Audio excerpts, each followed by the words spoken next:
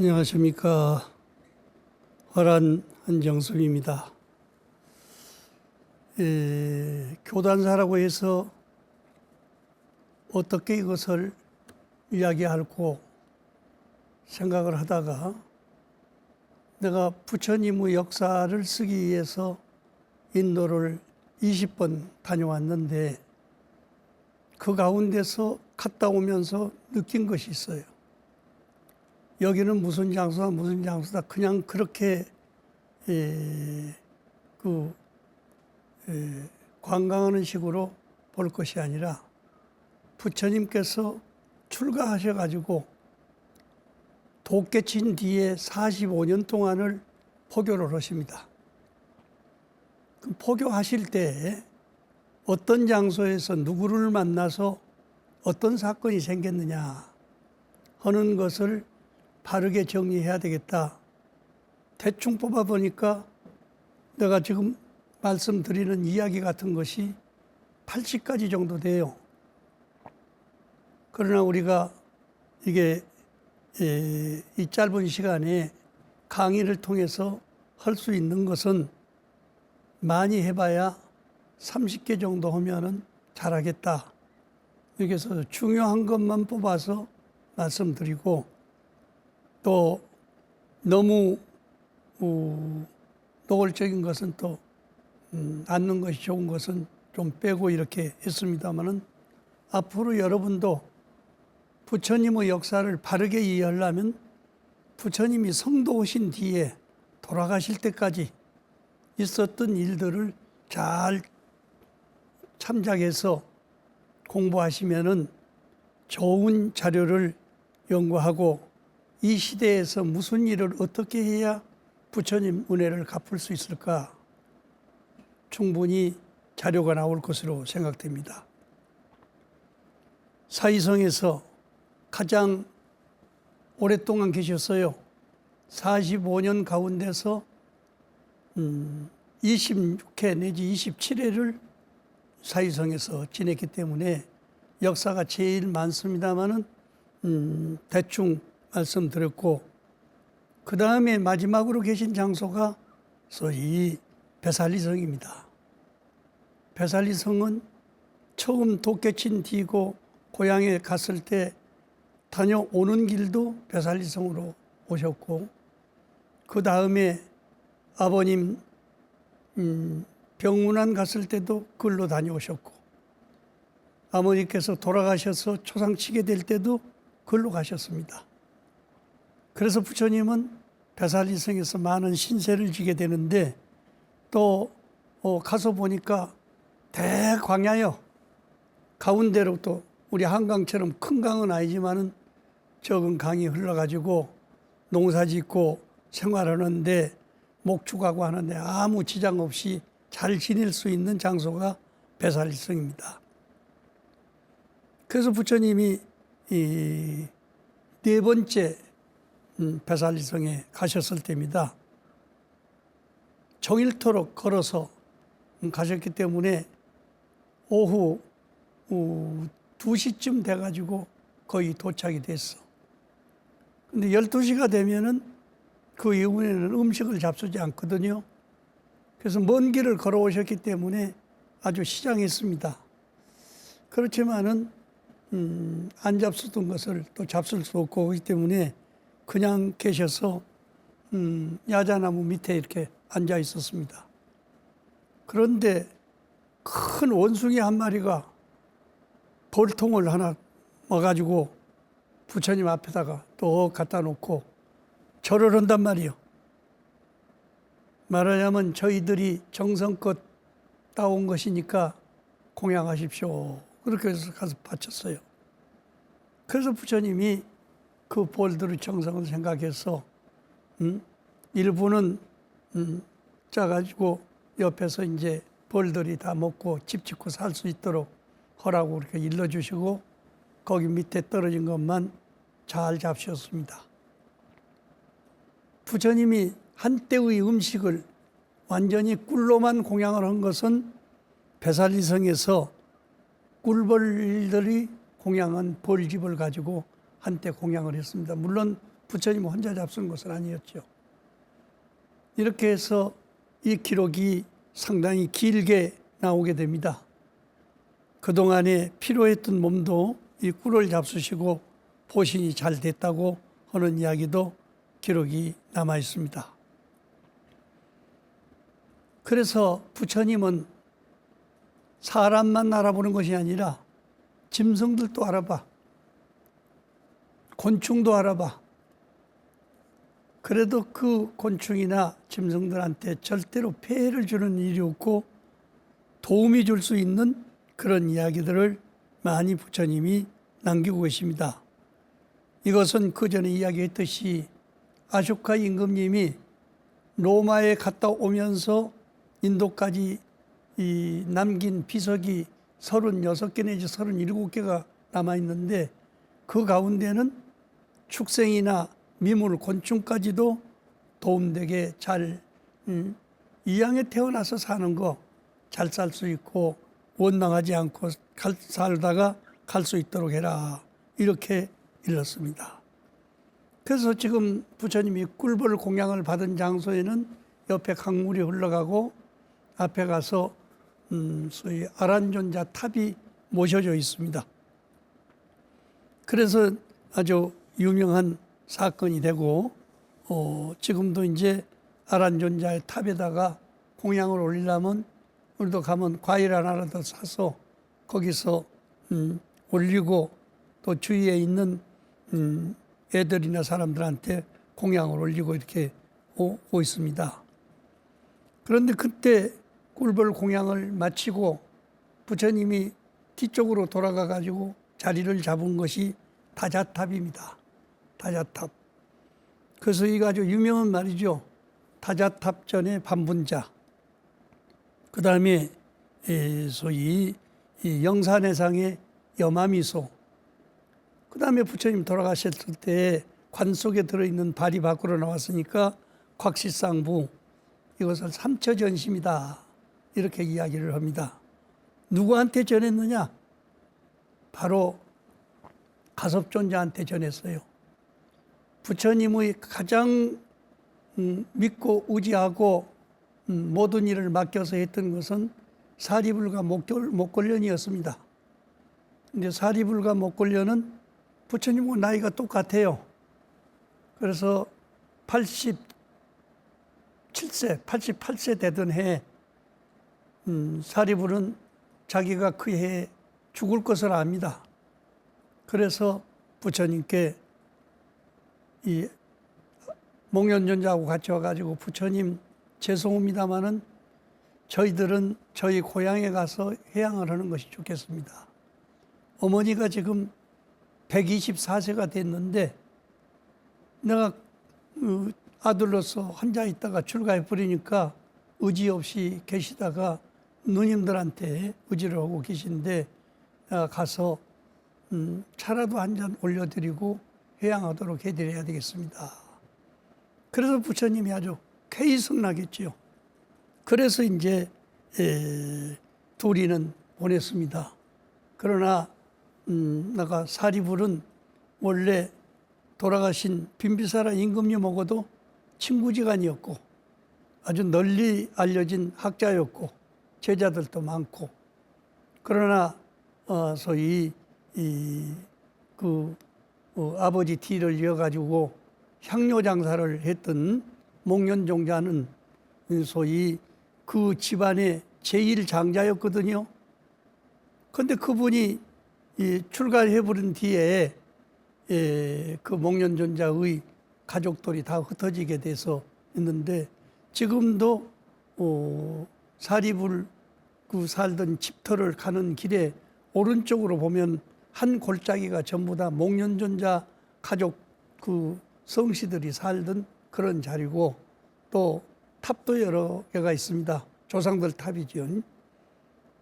그런데 목련존자가 출가함으로 인해 가지고 결국에는 그 종족이 오래가지 못하고 멸망하게 됩니다.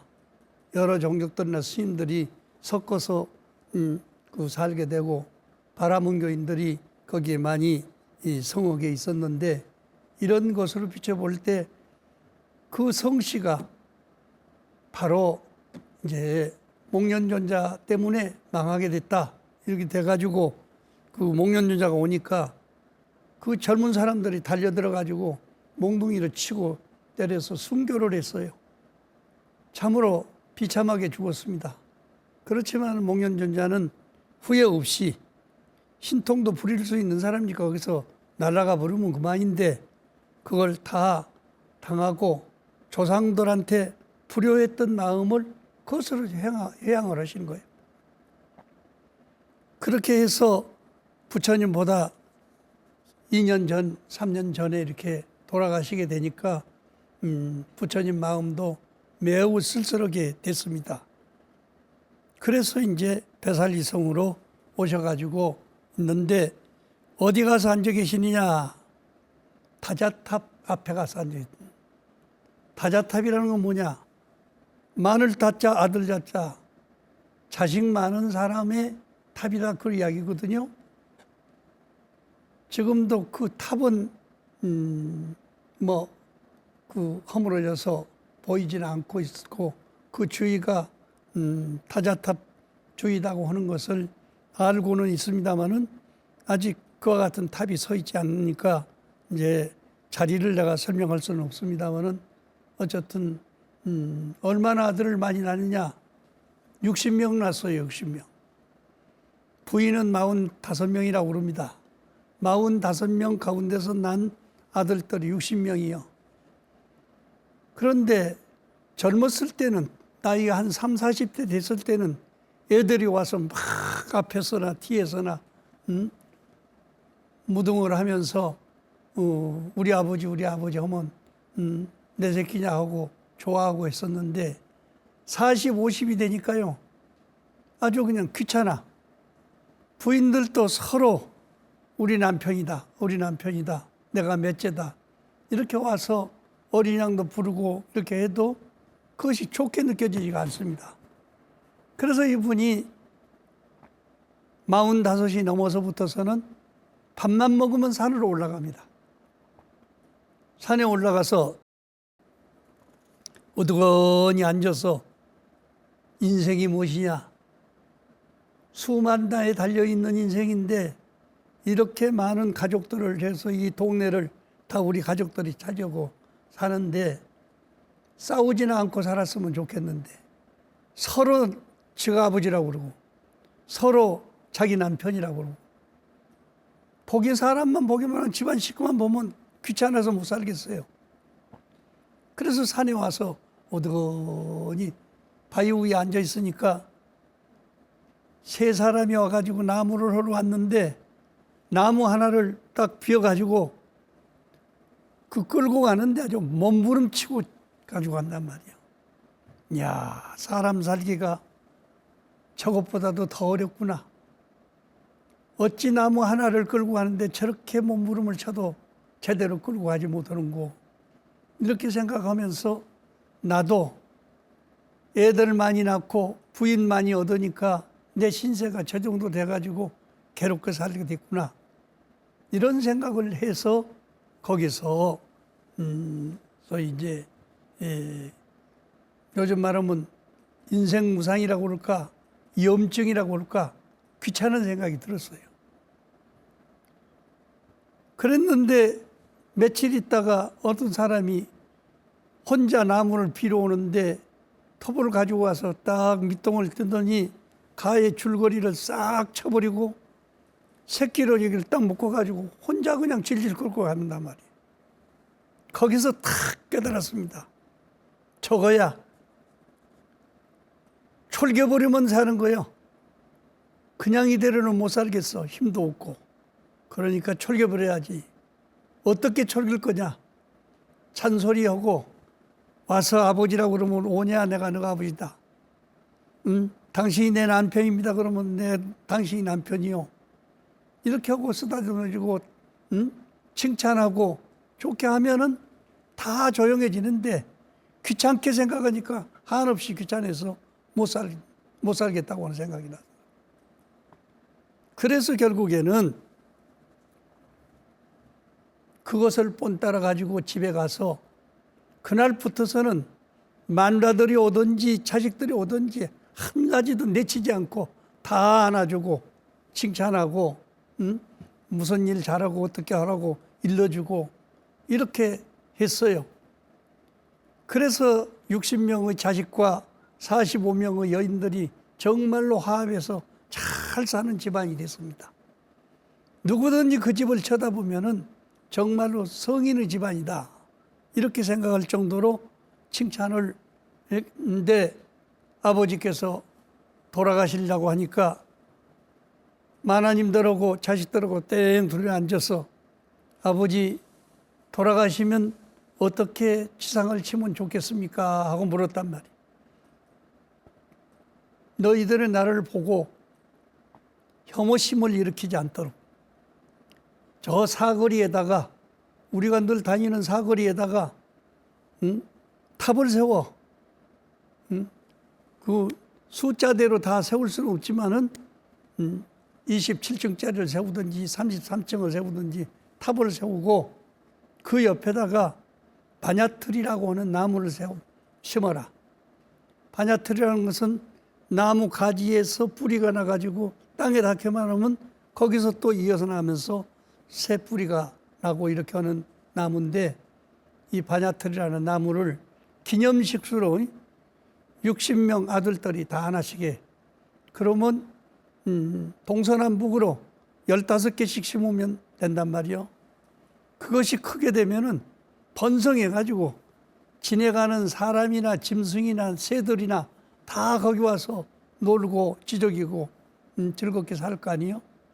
그러면 지나가는 사람도 살아서만 그 유명한 장자인 줄 아는데 죽은 뒤에도 모든 사람들, 길거리 지나가는 사람들의 쉼터가 돼서 얼마나 좋냐, 이렇게 할 테니까 그렇게 만들어라. 그래서 아버지가 돌아가신 뒤에 60명의 아들들이 15개씩 동서남북으로 해서 심고 그 주위에다가 꽃밭을 만들고 해서 누구든지 지나가려면 거기 가서 쉬어가게 되는 거예요. 그래서 부처님도 바로 지나가시다가 그 탑 앞에 가서 앉아 계시는 것이요. 그렇게 하고 있는데 마침 가섭존자가 부처님보다 나이가 15살이 많다고 하는 사람도 있고 25살이 많다고 하는 사람도 있고 여러 그 학설이 있습니다. 어쨌든 부처님보다 나이가 훨씬 많단 말이에요. 이분은 요즘 말 같으면 금은방 하는 집안의 자손이에요. 가섭존자는. 그러니까 아주 부자입니다.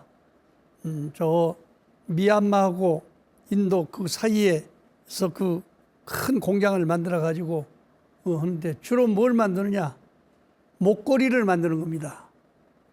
전쟁할 때라든지 이렇게 하면 무기가 오면은 다른 데는 몰라도 목만 잘 보호하면 사람 죽지는 않거든. 그리고 여자들한테 전부 결혼할 때 그걸 하나씩 해주는 그런 그 소위 목걸이 만드는 공장을 한단 말이에요. 그런데 그 목걸이를 시집가는 사람이나 장가가는 사람이나 그 물건을 해가지고 마치고 와서 걱정을 하는 것이 결혼식에 들어갈 돈, 모두 살아가는 애기들하고 문제 있는 거, 이런 이야기를 많이 한단 말이에요. 그러니까 그때 가섭존자가 18살 됐을 때예요. 어머니 아버지가 자꾸 결혼해라 이렇게 이야기하는데 저는 결혼 않고 싶습니다. 저하고 똑같이 생긴 사람이 있으면은 결혼을 하겠지만 그 전에는 안 됩니다. 왜 그러냐? 보다시피 어머니가 나를 낳을 때 황금빛 찬란한 아들로 이렇게 낳았으니까 사람들이 나를 볼 때마다 너 아버지는 다른 데 있지? 너 엄마가 바람 피워서 너 낳았지? 이 소리를 하기 때문에 내가 듣기 싫어가지고요. 절대로 나도 또 아기 나면은 나 같은 아기를 낳아가지고 핀잔을 받을까 봐서 결혼 안 키로 했습니다.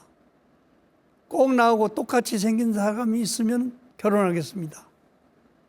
그래서 그림을 그려가지고 그 매파들한테다가 몇 개 주면서 전국적으로 돌아다니면서 황금찰나는 여자를 찾고 돌아다녔습니다. 한 집에서 딸을 8을 낳아가지고 있는데, 8공주를 낳아가지고 있는데, 그 마지막 공주가 황금빛 찬란한, 요즘 말하면 황인종이죠. 모습을 가지고 있단 말이에요. 그 얘기도 모습 때문에 결혼을 안 하려고 생각하고 있었어요. 이런 사람이 있는데 시집가겠느냐? 조건부가 있다.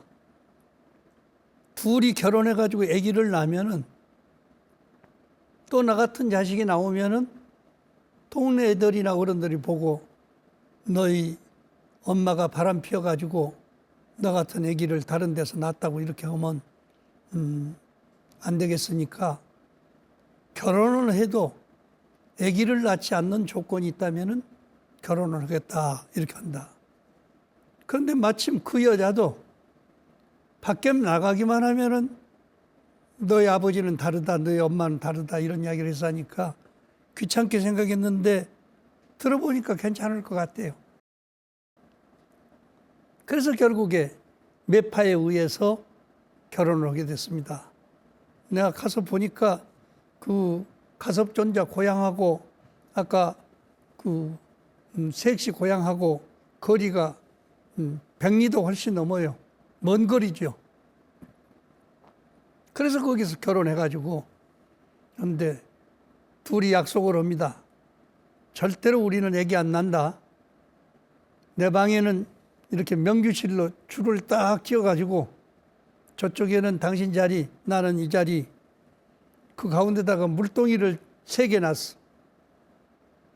절대로 이 물동이가 깨지든지 물이 흘러나가게 하면 안 된다고 그래가지고 약속을 해서 단지 어머니 아버지가 우리를 결혼시키는 것은 돌아가실 때까지 시봉자가 있어야 돼. 또 이 재산을 물려줄 사람이 있어야 되니까 그것 때문에 그런데 재산은 그대로 받아. 또 돌아가실 때까지 시봉을 잘한다고 말이에요. 그런데 아버지 어머니가 똑같은 해 가섭존자 38살 먹었을 때 돌아가십니다. 초상 치고 나가지고 부인하고 둘이 의논하는 거예요. 자, 우리 나이가 이렇게 40이 넘게 됐는데 어디 가서 뭘 하면 좋겠느냐. 내가 생각할 때 자식도 낳지 않았는데 바라문교 스님이 될 것 같으면은 가장 세상 구경도 많이 하고 사람들도 많이 상대하면서 멋있게 해양할 수 있지 않겠느냐. 그래서 재산을 가진 것을 다 나눠가지고 거기서 일 보던 사람들한테 노예 해방을 시켜버립니다. 전답 다 팔고 싹 다 재산 금은 부채를 나눠줘가지고 그렇게 살도록 만들고 자기네들은 그때 세상에서 제일 귀한 옥그릇, 옥으로 만든 그릇 하나를 파리대로 하나씩 만들고 그 다음에 옷은 최고로 좋은 유단으로 가사장사 한 벌씩 만듭니다. 바라문교에 바른 가사장사. 그걸 입고 당신은 나처럼 거리로 허대고 돌아다니면 다른 사람들 피해를 많이 받을 수 있어. 그러니까 고향에 가서 베나러스 친정 동네에 가가지고 바라문교 회장한테 이야기를 해서 거기에서 살도록 하면 고생을 덜 할 것이고 나도 돌아다니다가 만일 인연이 닿으면 거기 가서 또 당신 만나서 같이 바라문교 승려가 되면 되지 않겠느냐 약속을 했습니다. 다행히 부인이 잘 승낙을 했어요. 그래서 유단옷 한 벌, 그 다음에 파리대, 옥파리대 하나씩 들고 3년을 넘어 돌아다닙니다. 부인은 고향으로 바로 갔고, 가섭존자는 다니면서 선지식을 찾아다닌 거예요. 많은 선지식을 찾아뵀지요. 그런데 이 베살리성에 가니까 타자탑 앞에 가서 아주 황금빛 찬란하는 부처님이 떡 앉아 계신단 말이에요. 아, 이분이 서가모니 부처님이로구나. 알아서 처음 뵀지만은 먼 거리 떨어져서 부처님한테 9자리 절을 합니다. 그렇게 하고 보니까 부처님 옷이 완전히 누더기요. 저 길거리에 떨어지는 그 애기들 기저귀라든지 뭐 이렇게 떨어진 헝겊 가지고 전부 기어가서 만든 옷이요. 그래서 자기 옷을 벗어가지고 부처님한테 갖다 바쳤습니다. 바릴 때도 바쳤습니다. 부처님이 받아서 이것은 귀한 물건이니까 귀하게 써야지. 그렇게 하고 옷은 받아가지고 거기서 입으라고 그러니까 난 현재 이 옷을 입고 있으니까 벗을 수는 없네. 그러니까 부처님이 앉았던 자리에다가 딱 깔았습니다. 유단 옷 한 벌을 깔았어. 깔고 부처님이 딱 앉으니까 반 앉았어. 반트는 가섭존자 이쪽에 여기 앉게. 그래서 두 자리가 반반씩 나눴으니까 타자탑전 반문자요. 타자탑 앞에서 그 유단 옷을 받아가지고 둘이 나눠 앉았던 것이기 때문에 반문자요. 그 뜻은 무엇이라고 설명해야 좋을지는 모르겠습니다만은 일단 부처님의 마음, 가섭존자의 마음이 서로 통해서 전해주고 받은 것이다. 이렇게 이야기하기 때문에 삼처전심 이야기를 합니다. 삼처전심이 첫 번째 다자탑적 반문자, 그 다음에 영산해상에 가서 부처님께서 법화경 설할 때 그 모였던 사람이 100만 명 넘어 모였는데 거기서 하늘 선녀들이 꽃옷을 줘서 그걸 들고 이렇게 들어가시니까 가섭존자가 대중 앞에 있다가 비긋이 웃었어. 왜 웃었는지는 가섭존자한테 물어봐야 아실 거예요.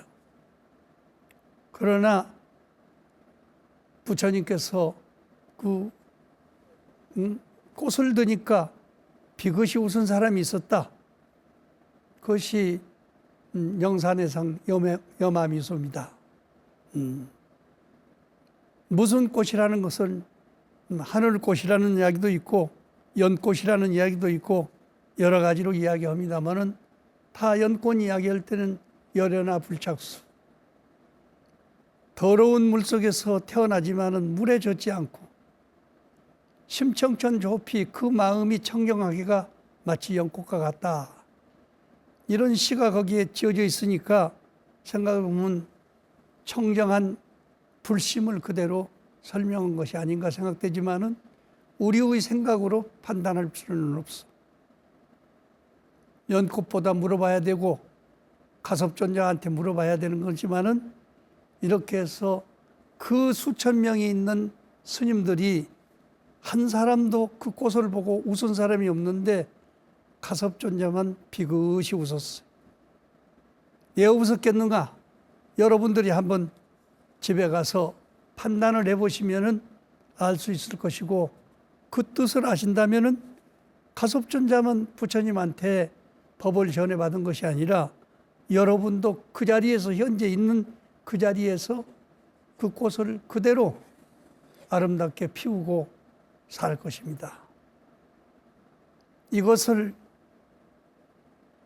이종익 그 선생님이 이 시로 지어가지고 저 천태종에서 소위 법어를 할 때 그 말 그대로 법어를 전하고 있습니다. 법화경을 근본 성견으로 삼고 있기 때문에 만들어서 그렇게 하고 있습니다. 두 번, 다자탑전 반분자요, 영산해상에서 여마미수. 그 다음에 부처님이 돌아가셨을 때 가섭존자가 늦게 도착이 됐어요. 늦게 도착이 돼서 이거 어떻게 할꼬? 돌아갔더니 이 부처님이 관 밖으로 두 다리를 쭉 뻗어냈습니다. 그래서 그 가섭존자가 세 바퀴를 돌고 부처님 발에다가 절을 하면서 부처님 발자국대로 살겠습니다. 이렇게 서원을 발했어요. 그래서 가섭존자는 부처님 발자국처럼 정언장수가 없이 길거리에 돌아다니면서 그냥 얻어지는 대로 뜬물이면 뜬물, 맹물이면 맹물, 밥이면 밥, 죽으면 죽, 주는 대로 나이가 100살이 넘었으니까 쭈글쭈글하게 생기고 뭐 누가 이야기가 하든지 볼품이 없게 생겼어. 그러니까 비구니 스님들이 가섭존자가 법문 온다 하면은 옆에 앉으려고 하질 않아요. 다 달아져가지고 속이 훤히 보이니까. 그뿐이 아니요. 어떻게 모두 얼굴이 허무게 생기고 그랬으니까 좋아하질 않았습니다. 그렇지만은 가섭존자는 아무 생각 없어. 하루는 어느 거지 집에 가서 밥을 얻었는데 여자 거지요. 옷을 다 벗고 있어요. 울타리 가에 가서 이렇게 몸을 가리고 있는데 그래도 가섭존자가 바리떼를 쭉 미니까 거기다가 자기가 먹으려고 끓였던 그 뜬물, 부잣집에서 쌀 씻어가지고 버리는 뜬물을 끓여가지고 먹으려고 하다가 가섭존자한테다가 딱 부어준단 말이요. 그대의 소망이 무엇이요? 나는 이 세상을 더 이상 이렇게 거지로 살고 싶지 않아요. 죽은 뒤에는 저 삼선천에 가서 태어나고 싶습니다. 그러니까 그때 가섭존자가 꼭 그렇게 되기 바랍니다. 그렇게 하고 그 뜬물을 가지고 와서 근데 가지고 나오니까 그 여자가 먹지도 않으려면서 그런단 말이요. 언제나 밥을 얻으면 집에 가져와서 음식을 먹게 돼 있는데 그 소리 듣고 그 자리에서 마셔버렸어. 그런데 그 뒤로 3일 있다가 그 여인이 죽어가지고 삼선천에 가서 태어났습니다. 삼선천에 태어가지고 100가지 음식이 쫙 나열되어 있는데 내가 무슨 복으로 이렇게 좋은 음식을 받고 정말로 하늘옷 같은 이런 옷을 입고 찬란하게 오고 있을까? 가만히 관찰해 보니까 가섭존자한테 뜬물 한 바가지 공양한 공덕이요. 그래서 그 길로 그 음식을 다 가지고 내려가지고 그 가섭존자가 사는 언덕바지에다가 쭉 펴놓고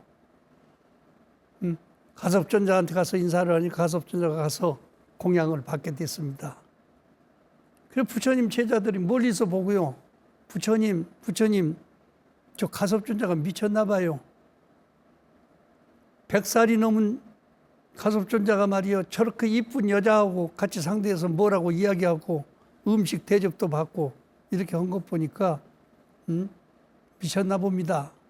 그런 소리 하지 말아라. 가섭존자는 뜬물 한 바같이 공양을 올리고도 삼선천에 가서 태어났어. 그걸 가서 생각해 보니까 내가 무슨 복으로 이렇게 좋은 음식을 먹고 천당에 태어났을까 하고 생각을 해보니 뜬물 한 바가지 공양한 공덕이라는 것을 알게 돼서 가지고 내려와서 공양을 한 거예요.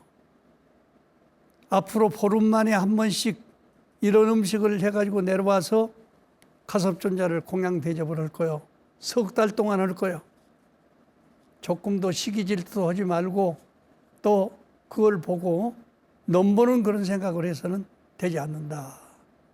유명한 이야기입니다. 그러니까 많이 공양을 해야 되는 것이 아니고 빨가벗은 몸을 가지고 몸도 가리지 못해서 울타리에다가 가리고 그 뜬물 한 바가지 공양했던 그 인연이 삼선천에 태어나는 그 도리를 얻게 됐으니까 얼마나 작은 것입니까? 저는 내가 세종대왕이 그 큰 부인 되는 소원항우 49제를 지낼 때 흥천사, 지금 저 도남동에다 짓고 있습니다만 흥천사가 여기 옛날 MBC 문화방송 자리가 흥천사 자리입니다. 거기서 49제를 지내려고 하는데 원래 임금님은 거기 참석 않게 돼 있어. 그런데 거기 참석을 했다가 저 뒤에 가서 앉았다가 어느 스님이 경전을 읽는데 금강경을 아주 말도 못하게 아주 옥처럼 맑은 목소리로 한단 말이에요. 그래서 누군가 하고 이게 꼬두발을 하고 살짝 가서 들여다보니까 눈썹이 이렇게 하얗게 nak한 스님이 거기 앉아서 읽는데 아주 아름답게 읽는단 말이에요. 그래서 옆에 사람들한테 오늘 저녁에 그때가 겨울철이기 때문에 눈이 왔습니다. 가마에다 태워가지고 흔적 없이 오는데 오늘 법문은 하모 득통선사하고 두 분을 같이 모시고 오느라. 그래서 그 밤중에 갔어요. 갔더니 세종대왕께서 어떻게 해야 이 나라 그 불법을 바르게 살릴까? 나는 소원항우를 첫 번째 부인이니까 집으로 보내가지고 친정에서 이렇게 살다가 죽게 됐는데 마음속이 정말로 가슴 아프다. 그러니까 그때 이 하모특통선사가 그렇습니다. 불법의 계를 잘 지키면은 건강해집니다. 임금님을 보니까 임금님이 쌀밥만 잡수시고 고기만만 잡수고 술 잡수시고 여자 많이 상대하고 오면 오래 못 살게 돼 있어요. 그러니까 한번 생각해 보십시오. 보리밥 잡수시고 이렇게 해서 초식 중심으로 해서 잡수시면은 반드시 몸이 건강해질 겁니다. 여러분 이 소리를 들으니까 세종대왕이 무슨 병에 걸린 것 같아요? 요즘 말하면 당뇨병입니다.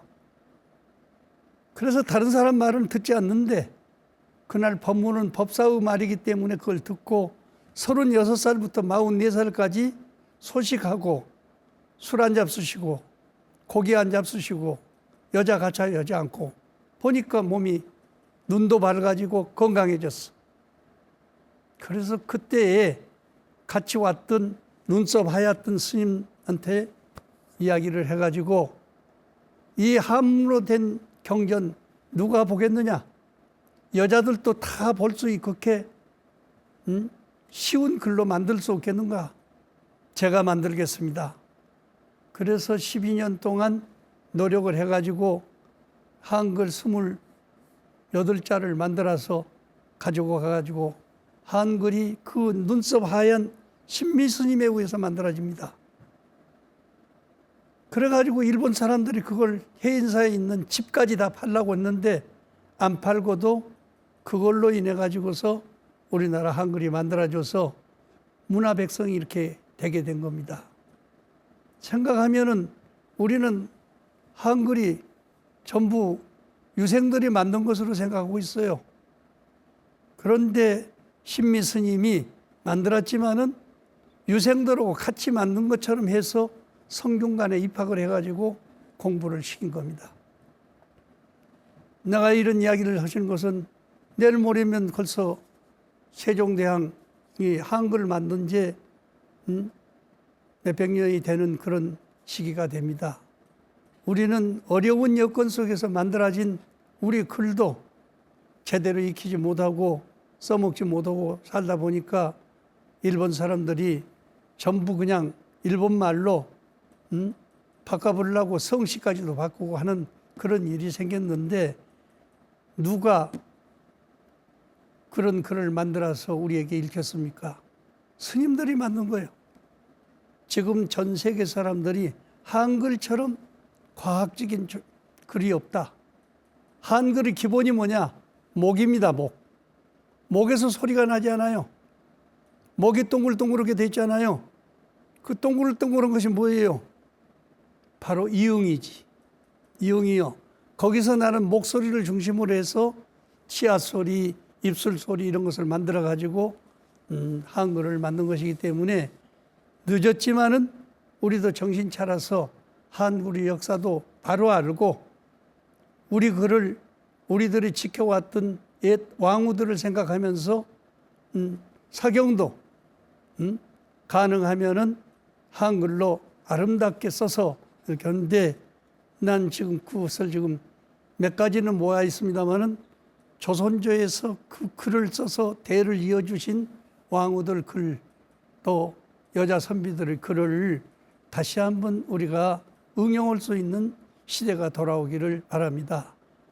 내가 마침 여기 와서 이야기 들으니까 우리 이 불교 텔레비전에서 한글날 특집으로 이렇게 한글에 대한 이야기, 세종대왕 이야기 이런 것을 정리를 해서 몇 번에 나누어서 방영을 한다는 이야기를 들었습니다. 귀한 자료니까 여러분들이 읽으시고 또 보시고, 우리들만 보지 말고 애기들 꼭 보이도록 하고, 이렇게 해가지고 이런 좋은 글이 나왔을 때는 역사적인 면에서도 이해하도록 자손들한테 가르쳤는데, 내가 항상 불교 포교하면서 느끼는 것이 어른들만 본단 말이요.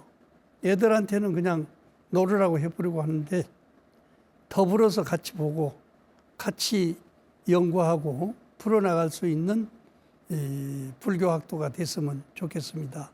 많이 시청하시고 도와주시기 바랍니다. 감사합니다.